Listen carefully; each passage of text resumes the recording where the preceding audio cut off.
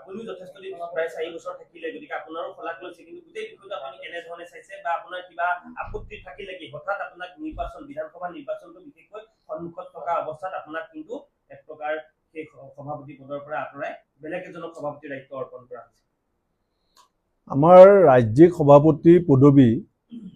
সাধাৰণতে 3 বছৰৰ পৰা 5 বছৰলৈকে থাকে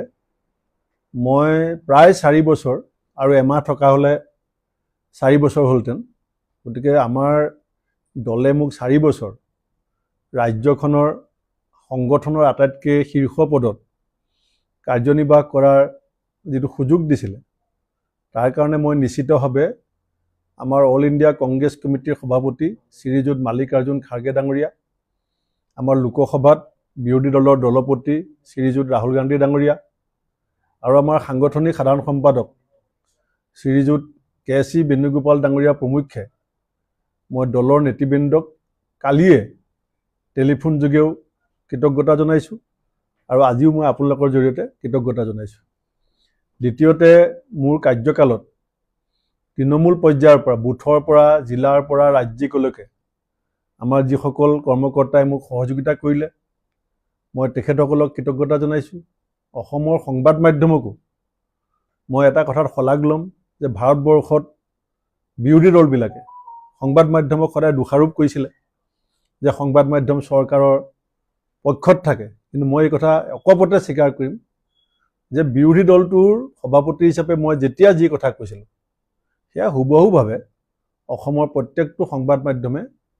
ৰাইজৰ সন্মুখলৈ লৈ গৈছিল আৰু আমাৰ নতুন সভাপতি গৌৰৱ গগৈ ডাঙৰীয়াকো কালিয়ে মই অভিনন্দন জনাইছোঁ আজিও মই তেখেতৰ লগতে 3 গৰাকী কাৰ্যকৰী সভাপতিক অভিনন্দন জনাইছোঁ আৰু মোক যিটো দায়িত্ব দিছে কেম্পেইনিং কমিটিৰ সভাপতি হিচাপে মই নিশ্চিতভাৱে আগৰ পৰা আপোনালোকৰ আগত কৈ থাকোঁ যে কেন্দ্ৰীয় নেতৃত্বৰ যিকোনো সিদ্ধান্ত মই মানি ল'ম আৰু এই সিদ্ধান্ত মই মানি লৈছোঁ আৰু মোক যি দায়িত্ব দিছে সেয়া মই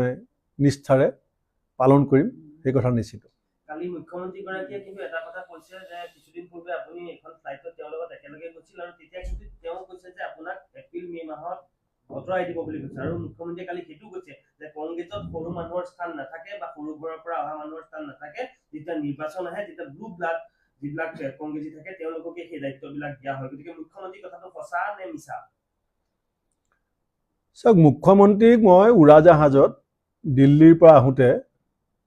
লগ পোৱাটো সঁচা আৰু এইটো মই আগতেও আপোনালোকক সংবাদ মাধ্যমৰ আগত এই কথাটো কৈছিলোঁ যে মই মুখ্যমন্ত্ৰী